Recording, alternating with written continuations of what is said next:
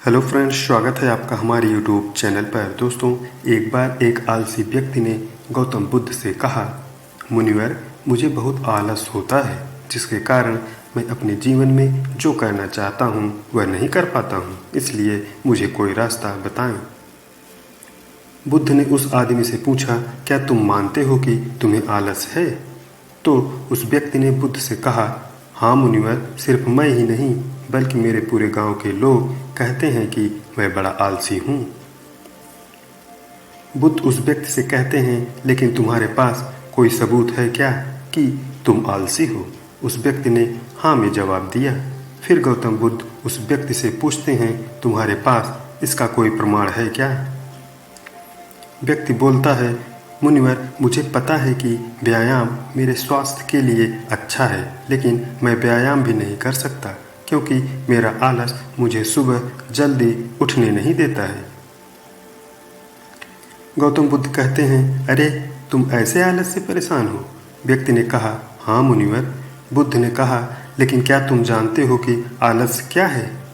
उस व्यक्ति ने कहा कि मुझे नहीं पता कि आलस क्या होता है, लेकिन जो कुछ भी होता है यह बहुत बुरा है। बुद्ध ने कहा, सबसे पहले तुम्हें यह समझना चाहिए कि मनुष्य के भीतर जो कुछ भी स्वाभाविक रूप से है, इसका कुछ उपयोग है। यह बुरा या अच्छा नहीं है। आलस एक भावना है, एक विचार है जिसे हम अनजाने में अपने द्वारा निर्मित करते हैं। उस आदमी ने पूछा, लेकिन कैसे मुनिवर? फिर बुद्ध ने कहा कि आलस के जन्म होने के दो कारण हैं।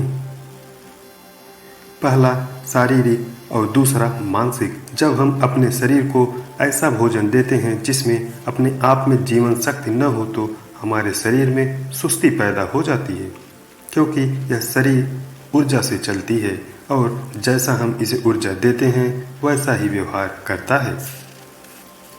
हमारे शरीर के अंदर आलस्य का दूसरा कारण गलत तरीके से बैठना, गलत तरीके से सोना और गलत तरीके से चलना है। हम कभी इस बात पर ध्यान नहीं देते कि हमारे बैठने, लेटने और सोने की स्थिति सही है या नहीं।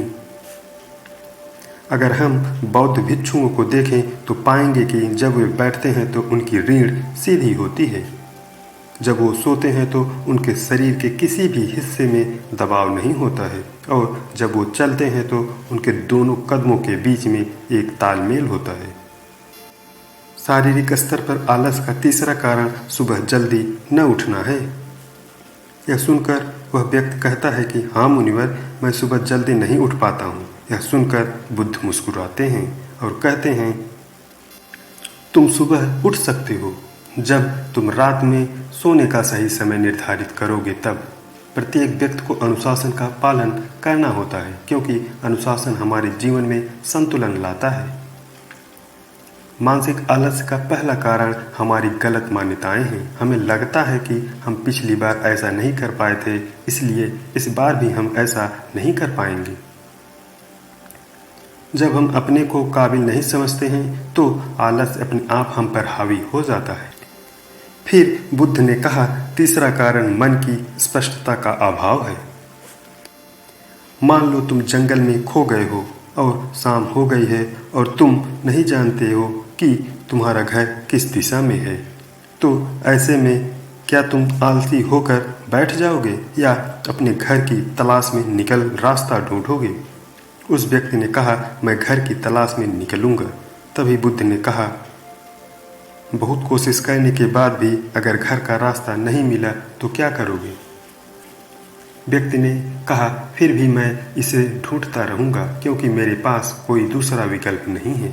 फिर गौतम बुद्ध ने कहा, आलस्य मनुष्य को तभी पकड़ता है जब उसके पास अनेक विकल्प हों।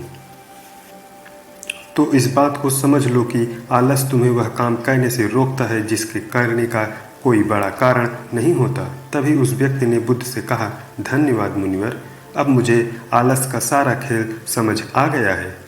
भगवान बुद्ध ने उस आलसी व्यक्ति से कहते हैं कि मेरी एक बात हमेशा याद रखना, जहाँ स्पष्टता हो या कुछ करने का कोई बड़ा कारण हो, वहाँ आलस कभी नहीं हो सकता है।